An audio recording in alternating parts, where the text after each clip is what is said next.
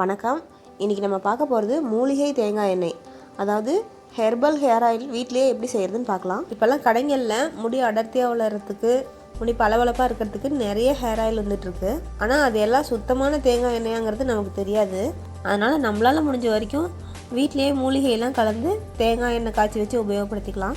இந்த மாதிரி எண்ணெய் காய்ச்சி வச்சு பயன்படுத்தும் போது அது தலைக்கு மட்டும் இல்லாமல் கை கால் வலியெல்லாம் ஏற்பட்டுச்சுன்னா கூட அதுக்கு இந்த எண்ணெயை தடவினோம்னா அது ஒரு நல்ல தீர்வு கொடுக்கும். அதே சமயத்தில் இந்த மாதிரி எண்ணெய் காய்ச்சி வச்சு பயன்படுத்த ஆரம்பித்ததுக்கப்புறம் கொஞ்ச நாள்லேயே எனக்கு முடி வளரலன்னு யோசிக்கக்கூடாது. ஏன்னா இயற்கை முறையில் செய்கிற எந்த ஒரு விஷயத்துக்குமே பொறுமை ரொம்ப அவசியம். அதனால் இந்த எண்ணெயை தடவ ஆரம்பித்ததுக்கப்புறம் முடி உதிர்றது முதல்ல கொஞ்சம் கொஞ்சமாக குறையும். அதுக்கப்புறமா தான் முடி வளர்கிறதுக்கு ஆரம்பிக்கும். அதனால் எந்த ஒரு பலனையும் எதிர்பார்க்காம இந்த மாதிரி மூலிகை எண்ணெய் காய்ச்சி பயன்படுத்த ஆரம்பிங்க.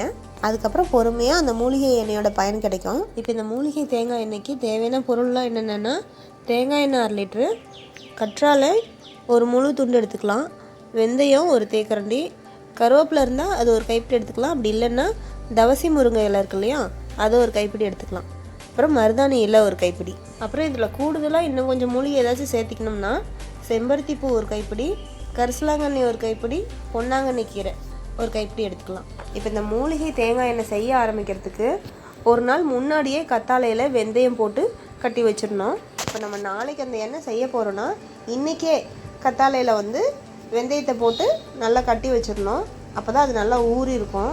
இந்த மாதிரி கத்தாழையை நடுவில் கட் பண்ணிவிட்டு அதில் வெந்தயம் ஒரு தேக்கரண்டி போட்டு மறுபடியும் அதை மூடி வச்சு நல்லா கட்டி வச்சிடலாம். இப்போ இந்த கத்தாழை ஒரு நாள் முழுசாக அப்படியே இருக்கட்டும். இந்த கத்தாழையில் வெந்தயம் போட்டு கட்டி வச்சு ஒரு நாள் ஆயிடுச்சு. இனிமேல் இந்த மூலிகை தேங்காய் எண்ணெய் செய்ய ஆரம்பிச்சிடலாம். அதுக்கு நான் தேங்காய் எண்ணெய் 1/2 லிட்டர் எடுத்திருக்கேன். அப்புறம் இந்த வெந்தயம் போட்டு கட்டி வச்சுருந்தோம் இல்லையா கற்றாழை, அதை எடுத்திருக்கேன். அப்புறம் மருதாணி இலை ஒரு கைப்பிடி, அப்புறம் கருவேப்பிலை ஒரு கைப்பிடி வச்சுக்கலாம். நான் கருவேப்பிலை இல்லாததுனால தவசி முருங்கை இலை எடுத்திருக்கேன். இந்த கத்தாழையெல்லாம் நல்லா சின்ன சின்னதாக நறுக்கி வச்சுக்கலாம். இந்த எண்ணெய் காய்ச்சறதுக்கு முக்கியமான ஒரு விஷயம், இரும்பு வடை சட்டியில் காய்ச்சறது ரொம்ப நல்லது. ஏன்னா கூடுதலாக நமக்கு இரும்பு சத்தும் கிடைக்கும். எண்ணெயை ஊற்றி கொஞ்சம் காஞ்சதுமே நம்ம எடுத்து வச்சுருக்க மூலிகையெல்லாம் இருக்கு இல்லையா, அதெல்லாம் இதில் சேர்த்துக்கலாம். இப்போ இந்த மூலிகையெல்லாம் அந்த தேங்காய் எண்ணெயோடு கலந்து நல்லா காயணும் கொஞ்சம் நேரத்துக்கு.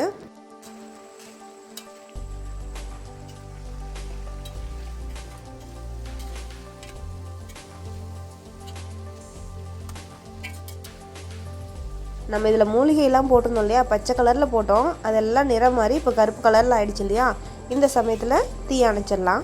இப்போ இந்த எண்ணெய் கொஞ்சம் நல்லா ஆறட்டும்னு இதில் இருக்க கத்தாழையும் மூலிகையும் அரிச்சு எடுத்துக்கலாம். இந்த அரிச்சு எடுத்ததெல்லாம் வீணடிச்சிட வேண்டாம். தலை குளிக்கணும்னு நினைக்கிற அன்றைக்கி ஒரு 1 மணி நேரத்துக்கு முன்னாடி இதை அரைச்சி தலையில் நல்லா தேய்ச்சிக்கிட்டு அதுக்கப்புறமா தலை குளிச்சிக்கலாம். இந்த மாதிரி 1-2 வெந்தயமோ இல்லை மூலிகையோ எண்ணெயிலே கிடந்துச்சுன்னா அது ஒன்றும் பிரச்சனை இல்லை, அது அப்படியே இருந்துட்டு போகுது. அவ்வளோதான், 10 நிமிஷத்தில் நமக்கு ஆரோக்கியமான ஒரு மூலிகை தேங்காய் எண்ணெய் தயாராகிடுச்சு. நம் தேவையை நாமே பூர்த்தி செய்வோம். நன்றி.